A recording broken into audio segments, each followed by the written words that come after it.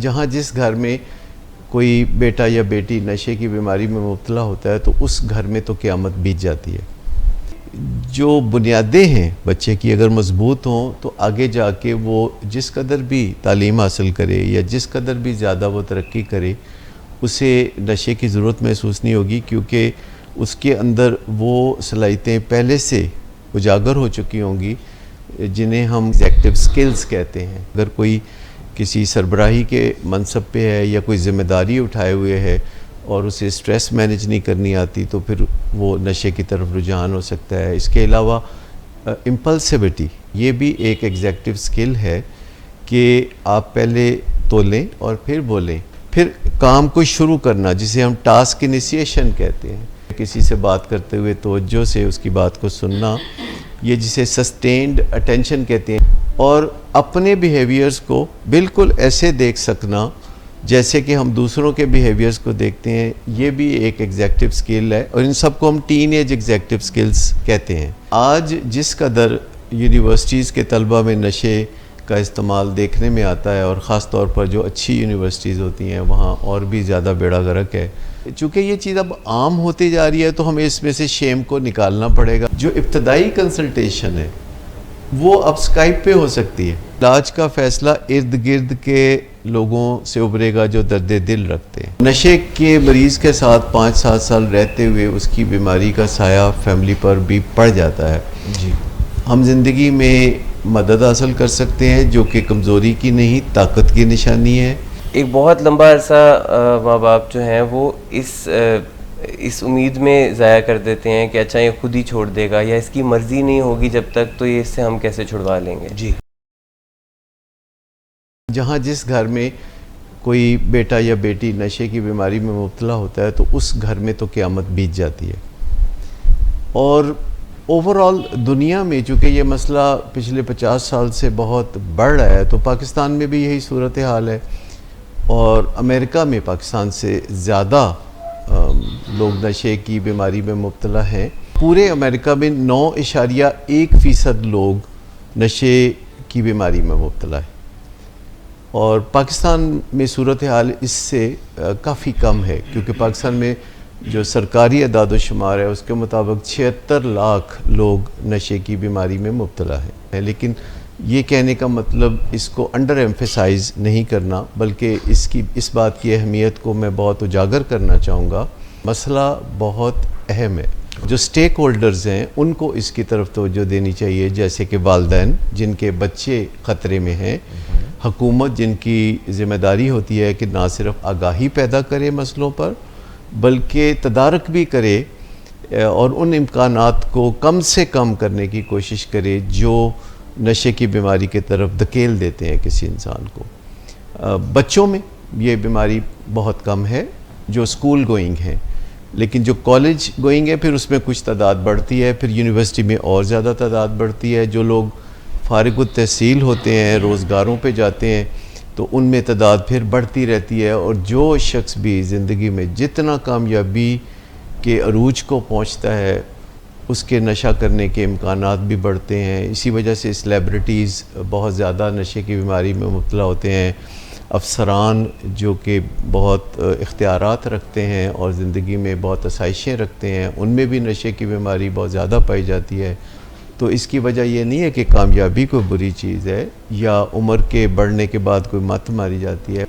جو بنیادیں ہیں بچے کی اگر مضبوط ہوں تو آگے جا کے وہ جس قدر بھی تعلیم حاصل کرے یا جس قدر بھی زیادہ وہ ترقی کرے اسے نشے کی ضرورت محسوس نہیں ہوگی، کیونکہ اس کے اندر وہ صلاحیتیں پہلے سے اجاگر ہو چکی ہوں گی جنہیں ہم کہتے ہیں ایگزیکٹو سکلز کہتے ہیں۔ اگر کوئی کسی سربراہی کے منصب پہ ہے یا کوئی ذمہ داری اٹھائے ہوئے ہے اور اسے سٹریس مینج نہیں کرنی آتی تو پھر وہ نشے کی طرف رجحان ہو سکتا ہے۔ اس کے علاوہ امپلسیوٹی یعنی اچانک جو لوگ کوئی نہ کوئی فیصلہ کرتے ہیں اور عمل کر گزرتے ہیں، کوئی بات منہ سے سوچے سمجھے بنا نکال دیتے ہیں جس کا بعد میں بہت فال آؤٹ ہوتا ہے، خمیازہ بھگتنا پڑتا ہے، تو یہ بھی ایک ایگزیکٹو سکل ہے کہ آپ پہلے تولیں اور پھر بولیں۔ اچھا، ایگزیکٹو سکلز میں پھر یہ بھی ہے کہ آپ کے اندر لچک ہو، آپ ہمیشہ مشکلات کو دیکھتے ہوئے اپنی پالیسی میں تھوڑا سا رد و بدل کر دیں,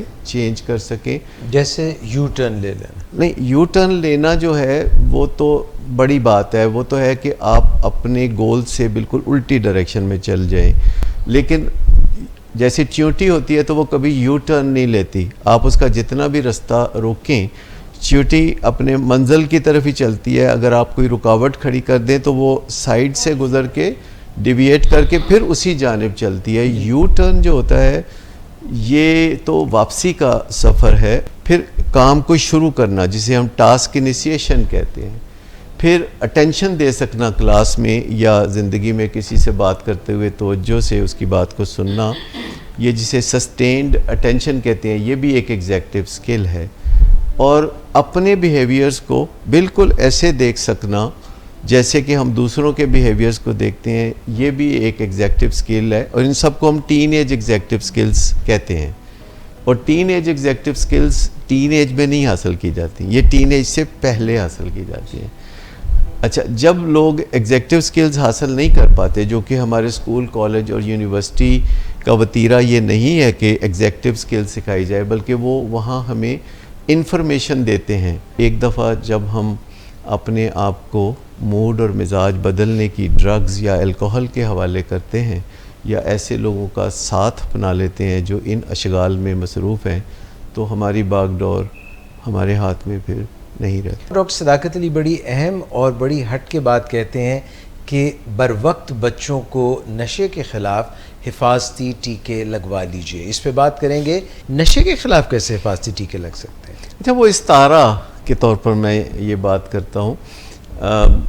یہ میں ان سکلز کے بارے میں بات کرتا ہوں جن کے بارے میں نے ابھی کہا کہ ایگزیکٹو سکلز, یعنی جو ہمارا آگے چل کے جو لوگ کرتا دھرتا بنتے ہیں. ایگزیکٹو کو اردو میں ہم کہیں گے کرتا دھرتا یا کرو, مطلب جس نے بھی کچھ کرنا ہے تو اس کو مشکلات تو پیش آئیں گی, اس کو انگزائٹی بھی ہوگی, لوگ رکاوٹیں بھی ڈالیں گے, اسے غصہ بھی آئے گا. شام کو لوگوں کو یہ بہانا چاہیے کہ وہ کس طریقے سے اپنے آپ کو اب ریلیکس کریں. شراب کا معاملہ جو ہے 10,000 سال سے اس دنیا کے لیے آہستہ آہستہ عذاب بنتا جا رہا ہے, اور جو چیز جتنی پرانی ہوتی ہے وہ اتنی فیملیئر ہوتی ہے. آپ دیکھیں شاعر جو ہے وہ شراب کا کس طرح رومانوی انداز میں ذکر کرتے ہیں, یعنی بریک اپ ہوتا ہے, نشے یا شراب اس کا ایک فطری نعم البدل بن جاتا ہے. کیا پیرنٹس کو یہ سوچنے کی ضرورت ہے کہ چاہے اچھا وہ سوچیں اپنے بچوں کے بارے میں, پھر بھی ان کو یہ ایجوکیشن ان کو دینی چاہیے؟ آج جس قدر یونیورسٹیز کے طلبہ میں نشے کا استعمال دیکھنے میں آتا ہے, اور خاص طور پر جو اچھی یونیورسٹیز ہوتی ہیں وہاں اور بھی زیادہ بیڑا غرق ہے, تو والدین سیفلی ازیوم کر سکتے ہیں کہ ان کی اولاد کو نشے کے حوالے سے حقیقی خطرہ درپیش ہے. جب بھی بچہ پروٹیسٹ کرتا ہے اور اس کا ریوارڈ اس کو ملتا ہے تو اس سے خرابی کی راہ ہموار ہوتی ہے. ماں باپ کو تھوڑا بہت تحمل کے ساتھ اپنے بچوں کو ڈیل کرنے کی ضرورت ہوتی ہے. محسن نواز, بینگ ڈائریکٹر PR, تو مجھے یہ بتائیے گا کہ اوور لاسٹ 20 ایئرز اور خاص طور پہ یہ دور حاضر میں ابھی آپ نے کیا بدلتے ہوئے ٹرینڈ دیکھے ہیں کہ نشے کے حوالے سے اور ڈیول ڈائگنوسس کے حوالے سے کیسے آپ سے لوگ جو رابطہ کرتے ہیں ان کی فکر مندی اپنے پیاروں کے متعلق کیا ہوتی ہے, اور کس طرح سے نشے کی وبا جو ہے وہ اب کروٹ بدل رہی ہے؟ اعجاز بھائی, شعور تو بڑا ہے, خاص طور پہ ان پچھلے اگر میں دیکھوں کہ 15 سال میں خاص طور پہ کافی تیزی سے تبدیلی آئی ہے, اور اس کی ایک بنیادی وجہ میڈیا کا اور سوشل میڈیا کا, الیکٹرانک اور سوشل میڈیا کا رول ہے. اور مجھے بہت اچھی طرح سے یاد ہے کہ جب ڈاکٹر صداقت علی صاحب کی شرکت ٹی وی پروگرامز میں ایک سیکوینس کے ساتھ زیادہ تواتر کے ساتھ ہونے لگی, تو پھر کالز کا نمبر بہت بڑھنے لگا اور لوگوں کو شعور ملنے لگا کہ کچھ ایسی چیزیں بھی ہیں جو کہ انڈسکسیبل ہیں, جن کو ڈسکس کرنے کی ضرورت ہے. جی, تو نشے کی بیماری میں بہت ساری رکاوٹیں حائل ہوتی ہیں اور فیملی کے بہت سارے کنسرنز ہوتے ہیں. میرے پاس روزانہ آن ایوریج کوئی 50 سے زیادہ ایسے لوگ ہیں جو کہ نئی فیملیز کی بات کر رہا ہوں, جو کہ پاکستان اور پاکستان سے باہر رابطہ کرتے ہیں. کئی لوگ سمجھتے بھی ہیں جب وہ سی ای اوز کو یا بڑے افسران کو یا نامی گرامی لوگوں کو شراب پیتے ہوئے دیکھتے ہیں تو وہ یوں سمجھ لیتے ہیں کہ ان کی کامیابی کی وجہ جو ہے وہ شراب پینا ہے، جبکہ در حقیقت کامیابی ان کی کسی اور وجہ سے ہوتی ہے۔ دنیا بھر میں جو حکمران ہیں ان کے اندر بھی یہ نشوں کا استعمال یا شراب کا استعمال جو ہے وہ زیادہ سے زیادہ پایا جاتا ہے۔ پاکستان کی تاریخ پہ نظر ڈالیں تو بہت لاجواب حکمران بھی ایسے گزرے جنہیں اپنے موڈ اور مزاج کو منظم کرنے کے لیے نشے کا سہارا لینا پڑتا تھا۔ یہ کس قدر بے بسی کی بات ہے۔ مریض کا بھی نشے کے ساتھ یا شراب کے ساتھ جو تعلق ہے وہ لو ہیٹ ریلیشن شپ ہوتا ہے۔ چونکہ یہ چیز اب عام ہوتی جا رہی ہے تو ہمیں اس میں سے شیم کو نکالنا پڑے گا، کیونکہ جب تک شیم کو نہیں نکالیں گے تب تک علاج کی راہ ہموار نہیں ہوگی۔ جو ابتدائی کنسلٹیشن ہے وہ اب اسکائپ پہ ہو سکتی ہے، وہ ٹیلی فون پہ بھی ہو سکتی ہے، اور پھر جب اعتماد بحال ہو جاتا ہے، پھر جب بہت ساری معلومات حاصل ہو جاتی ہیں، جب امید کے چراغ جلنے لگتے ہیں تو شرم کم ہو جاتی ہے۔ ایک تو شیم کا پہلو ہے، دوسرا پہلو وہ ڈول ڈس آرڈر کا ہے کہ جب نشے کی بیماری جو کہ بذات خود ایک برین ڈس آرڈر ہے اور اس کے ساتھ ایک موڈ ڈس آرڈر یا بائی پولر ڈس آرڈر یا کوئی ڈپریشن کا معاملہ بھی اگر ہو تو یہ پھر کافی مشکل معاملہ ہو جاتا ہے، کیونکہ مریض تعاون نہیں کرتا، وہ اپنے نشے کے حق کو محفوظ رکھنے کے لیے ایگریسو بیہیویئر کرتا ہے، وہ دنیا بھر کی لاجکس لاتا ہے، کیونکہ اس کو ہر حالت میں نشہ کرنا ہے، ہر روز نشہ کرنا ہے۔ چھوٹی سی بریک لیں گے۔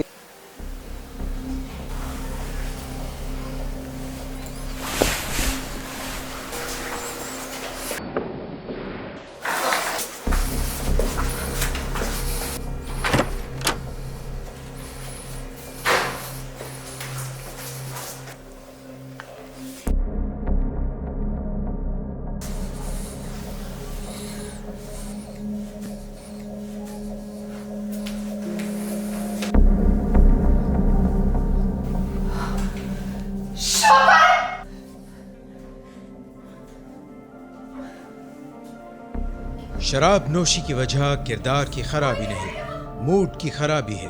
شراب نوشی کبھی بھی نشے کی بیماری میں بدل سکتی ہے۔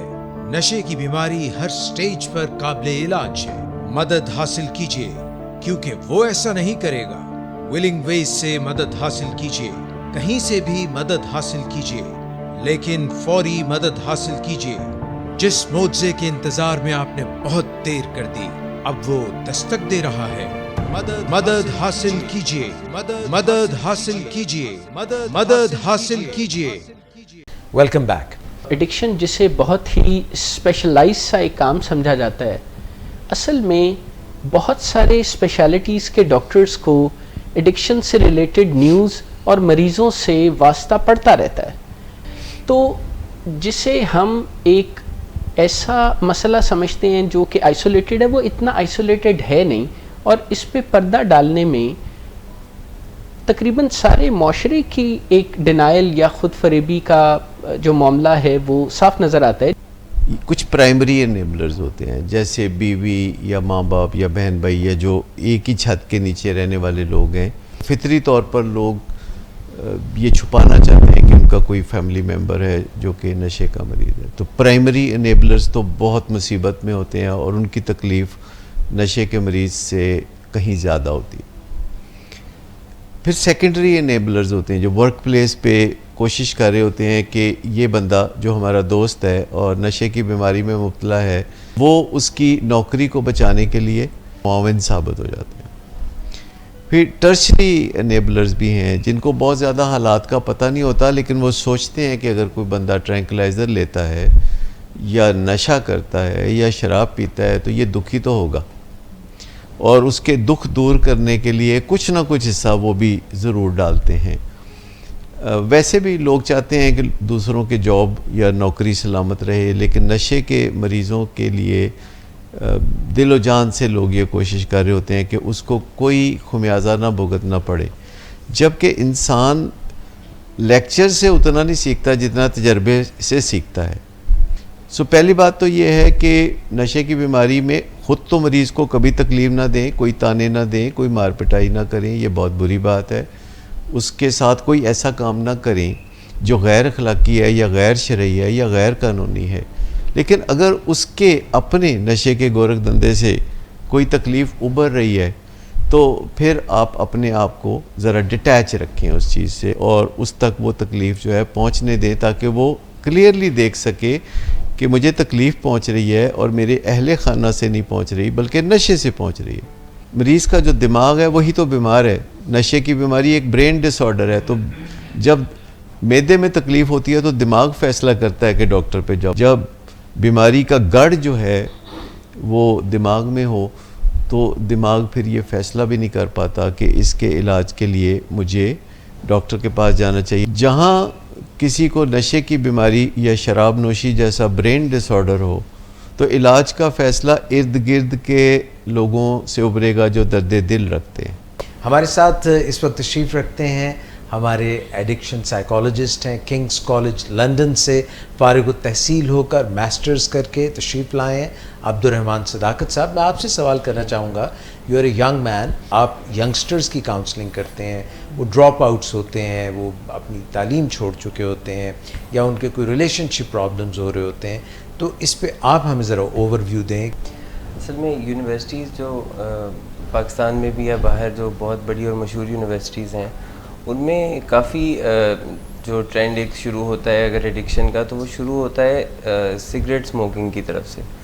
اور اس کے اوپر اب بہت ساری یونیورسٹیز نے دنیا میں اسموک فری کیمپسز کو پروموٹ کرنا شروع کیا ہے تاکہ ایک چیز شروع ہی جو یہاں سے ہوتی ہے جو گیٹ وے ڈرگ ہے اور پھر آگے جو میروانہ اور پھر اس سے اوپر کی ڈرگس کی طرف جاتی ہے تو وہ راستہ یہاں سے رکے. ایک بہت لمبا عرصہ ماں باپ جو ہیں وہ اس امید میں ضائع کر دیتے ہیں کہ اچھا یہ خود ہی چھوڑ دے گا یا اس کی مرضی نہیں ہوگی جب تک تو یہ اس سے ہم کیسے چھڑوا لیں گے. جی تو جیسے ابھی تھوڑی دیر پہلے ملک صاحب بات کرتے تھے کہ نشے کے مریض کی مرضی کوئی ہو نہیں سکتی. وہ کسی بھی ٹائم جو ہے وہ اپنی نارمل سینسز میں رہتا نہیں ہے اور اس کا برین ہائی جیکٹ ہوتا ہے. جی تو اس کے قریبی جو لواحقین ہیں ان کو چاہیے کہ پراپر مدد حاصل کریں. جب تک پیشنٹ راضی نہیں ہو رہا تو کم سے کم خود کاؤنسلنگ میں آئیں اور خود طور طریقے سیکھیں جس سے کہ وہ کس طرح راضی کر سکتے ہیں اپنے بچوں کو کہ وہ علاج کی طرف جائیں.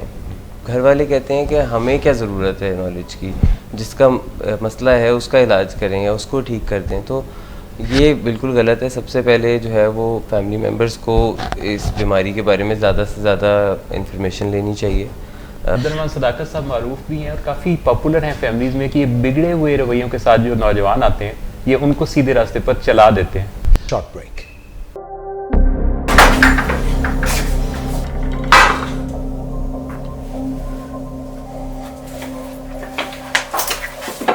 آج پھر پی کر آئے ہو؟ میرا نہیں تو ان بچوں کا ہی خیال کر لو.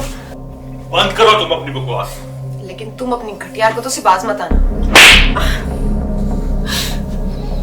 تم ہو ہی گھٹیا انسان. تم ہوتی کون ہو مجھے روکنے والی؟ تمہارے باپ کے مال کی پیتا ہوں کیا؟ شراب نوشی کی وجہ کردار کی خرابی نہیں، موڈ کی خرابی ہے. شراب نوشی کبھی بھی نشے کی بیماری میں بدل سکتی ہے.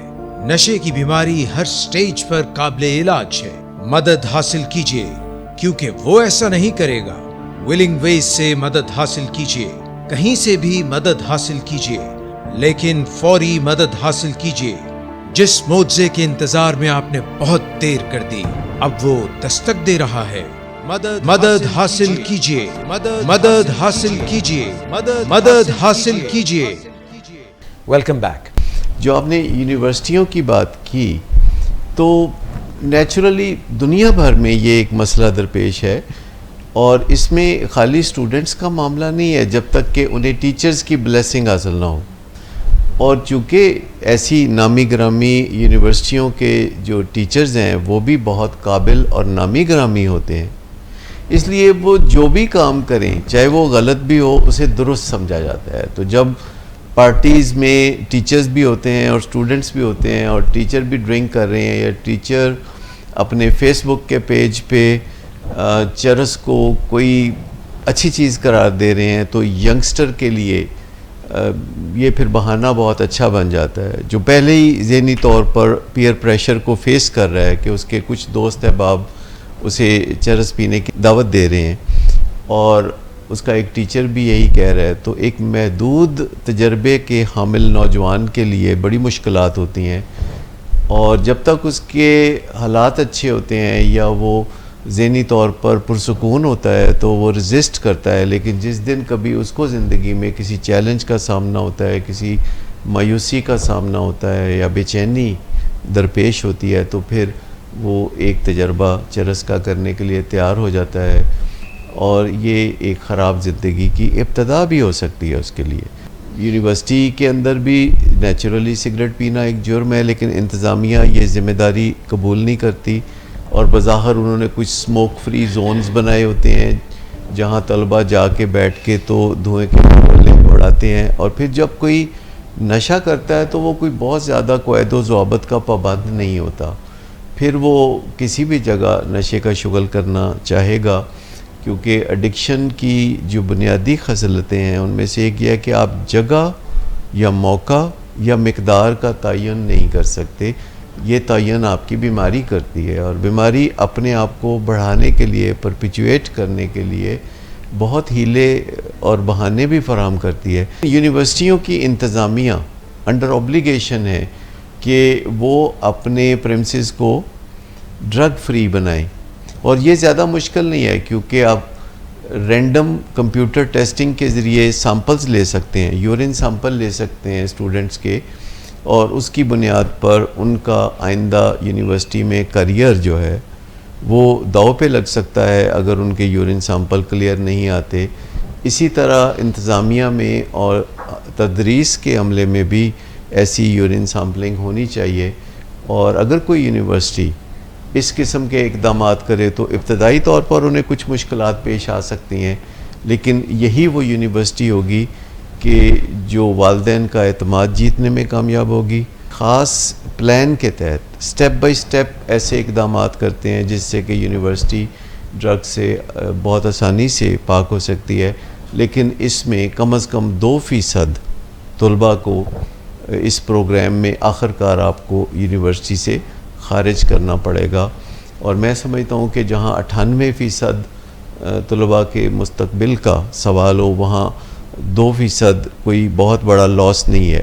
سو رولز ہوتے ہیں, اور آپ رولز کے مطابق اگر یونیورسٹی کو منشیات سے پاک کرنا چاہتے ہیں تو ایسا جو پروگرام ہے وہ ہم کچھ یونیورسٹیوں کے ساتھ آلریڈی کر رہے ہیں, اور اگر کوئی اور یونیورسٹی بھی کرنا چاہے تو ہماری خدمات اس بارے میں حاضر ہیں. کوئی سگریٹ سادہ نہیں ہوتا, یہ ہم انسان بہت سادہ ہیں کہ سگریٹ ایک بہت اسٹرانگ نشہ ہے. دنیا بھر میں اگر تمام نشوں پر نظر ڈالی جائے تو سب سے زیادہ جو اموات واقع ہوتی ہیں ان کے پس پردہ یہ تمباکو نوشی ہے.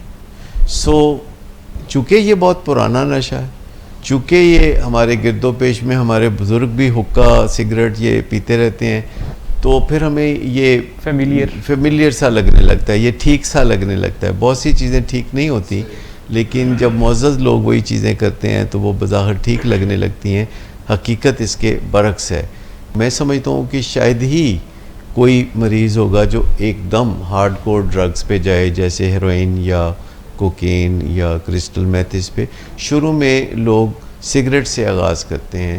سو یہ چند چھوٹی چھوٹی چیزیں ہیں. موڈ کا تعلق ایکچولی ہماری جسمانی صحت سے ہے, بائیولوجی سے ہے, اس کا تعلق سائیکالوجی سے نہیں ہے. لوگ سمجھتے ہیں کہ یہ کوئی نفسیاتی مسئلے ہیں. ایکچولی موڈ ڈس آرڈر کا آغاز ہماری جسمانی صحت کے اچھا یا برا ہونے سے تعلق رکھتا ہے.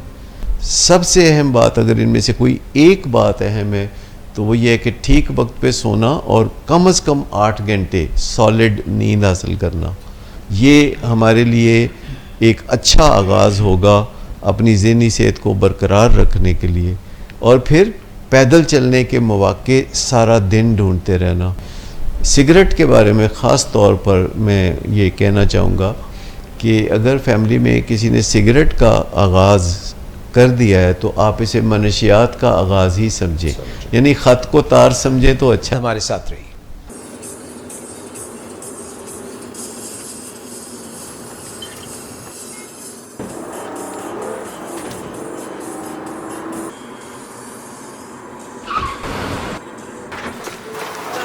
गाड़ी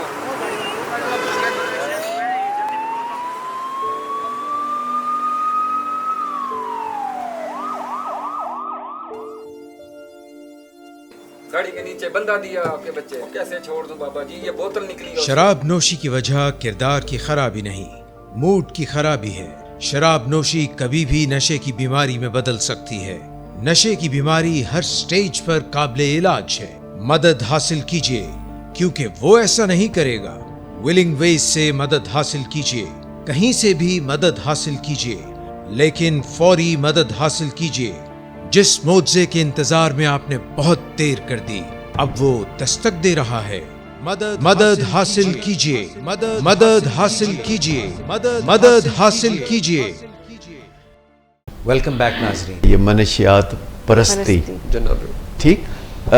अगर आप डीप डाउन बातचीत करते हुए महसूस करना चाहें किसी भी एडिक्ट के साथ या अल्कोहलिक के साथ, तो आप जल्द ये बात जान लेंगे कि वो नशे के हवाले से बहुत गहरा रिश्ता रखता है। ये ऐसा रिश्ता होता है सेंसिटिव, जैसे इंसान का अपने मज़हब के साथ रिश्ता होता है। ये जो स्कूल कॉलेज की एजुकेशन है, मैं समझता हूँ कि इसमें इनकलाब की ज़रूरत है कि जो मालूमात हैं वो तो अब इंटरनेट पे अवेलेबल हैं, गूगल पे अवेलेबल हैं, यूट्यूब पे अवेलेबल हैं, लेकिन जो अमली मुजाहरा है इंतज़ामी सलाहियतों का या मूड मैनेजमेंट के जो मामलात हैं या जो दुनियादारी के जो मामलात हैं, स्कूल कॉलेज और यूनिवर्सिटी में ये करिकुलम का हिस्सा होना चाहिए।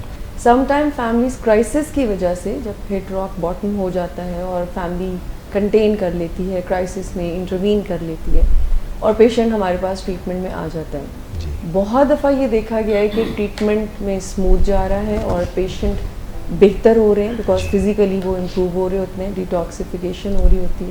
ये भी है कि जब इमिनेंट डेंजर फैमिली की नज़र में से निकल जाता है ना, जो फिजिकल उसकी अपीयरेंस और हेल्थ होती है कि वो देखने में ठीक ठाक कुछ थोड़ा सा लगने लगे, उसके बाद वो उसकी साइकोलॉजिकल लर्निंग को इतना इम्पोर्टेंट नहीं समझते और कहते हैं कि बस अब ये ठीक तो हो गया तो घर जाना। क्योंकि पहले तो वो इनकारी होता है कि मसला ही कोई नहीं, और अब वो कह रहा है कि आइंदा मैं करूँगा नहीं, तो एक वादा वो, और अब वो ये कहता है कि मैंने अपना सबक बड़ी अच्छी तरह सीख लिया है। फैमिली भी बीमार हो चुकी होती है, इसको हम शेडो इलनेस कहते हैं कि जो प्राइमरी क्रॉनिक बीमारियां होती हैं या जो बड़ी बीमारियां जिनको कहते हैं, जैसे डायबिटीज़ है या दिल की बीमारी या कैंसर है, तो उसमें फैमिली के ऊपर भी बहुत बुरे असरात होते हैं ऑन गोइंग। और नशे के मरीज़ के साथ 5-7 साल रहते हुए उसकी बीमारी का साया फैमिली पर भी पड़ जाता है। जी, बज़ाखिर ये बहुत गुस्ताखी लगती है कि हम किसी पेशेंट के फैमिली मेम्बर्स को ये कहें कि खाली ये नहीं आप भी बीमार हैं, लेकिन खुदा लगती बात ये है कि फैमिली की ज़हनी सेहत भी बहुत बुरी तरह मुतासर हुई होती है। और जिस तरह मरीज़ का अपने नशे के साथ लव हेट रिलेशनशिप होता है, तो फैमिली का भी अपने मरीज़ के साथ एक लव हेट रिलेशनशिप होता है। जहाँ हम कहते हैं कि it is a family disease, तो फिर ट्रीटमेंट भी पूरी फैमिली का होता है। और डिस ईज़ जो है ये कोई बहुत गंभीर लफ्ज़ नहीं है। डिस ईज़ का मतलब है जहाँ ईज़ बाकी नहीं रहती। तो अगर मरीज़ को डिसीज़ है तो फैमिली को भी तो डिसीज़ है ना, तो फैमिली के लिए ये तस्लीम करना, हम सब के लिए ये तस्लीम करना कि हमारी ज़िंदगी में कहाँ कहाँ डिसईज़ है, ये ज़रा मुश्किल होता है। लेकिन ये पहला मरहला है कि हम मान लें कि हमें किसी डिसईज़ का सामना है। मुख्तसर मैं ये कहूँगा कि वैसे तो हम सब में ही इस्लाह की ज़रूरत होती है, लेकिन जब हमें किसी डिसीज़ का सामना होता है तो ये ज़रूरत और भी बढ़ जाती है। हम ज़िंदगी में मदद हासिल कर सकते हैं जो कि कमज़ोरी की नहीं, ताकत की निशानी है। और मदद की राह इस तरह हमवार होती है जब हम ये फ़िक्र करना छोड़ देते हैं कि लोग क्या कहेंगे। हमें ज़्यादा परवाह इस चीज़ की होनी चाहिए कि जिस मसले में हम फंसे हुए हैं उसमें से निकल आएँ। हमारा बेटा नशे से निजात हासिल कर ले, ये ज़्यादा इम्पॉर्टेंट है बनिस्बत इसके कि किसी को पता चलेगा कि वो नशे का मरीज़ है या नशे के इलाज में है। फ़िक्र से कोई मसला हल नहीं होता, तदाबीर से मसला हल होता है, गोल सेटिंग से मसला हल होता है। और गोल सेटिंग में जहाँ ये गोल इम्पॉर्टेंट है कि हमारा प्यारा नशे से निजात हासिल करें, वहाँ इसके लिए सही वक्त एलोकेट करना कि ये मसला कितने अरसे में हल होगा, یہ ہمیں بہت سی فکروں سے نجات دیتا ہے. لوگ سمجھتے ہیں کہ کچھ پانے کے لیے کھونا پڑتا ہے. یہ ماضی بعید میں شاید ایسا درست ہو، لیکن آج کی بیسٹ پریکٹسز کے ساتھ آپ ایڈونچرس طریقے سے آگے بڑھ سکتے ہیں اپنے خاندان کے مسئلے حل کرنے کے لیے. اور اس میں ایک جو میں یہ بھی ٹپ دینا چاہوں گا کہ یہ جو مقدس منصوبہ ہے اپنے کسی فیملی ممبر کو نشے سے نجات دلانے کا، اگر آپ پرجوش طریقے سے اس منصوبے میں حصہ لیں اور اس کو انجوائے کرنا شروع کر دیں تو یہ انجوائمنٹ آپ کو تھکنے نہیں دے گی اور آخر کار آپ کامیابی حاصل کر لیں گے.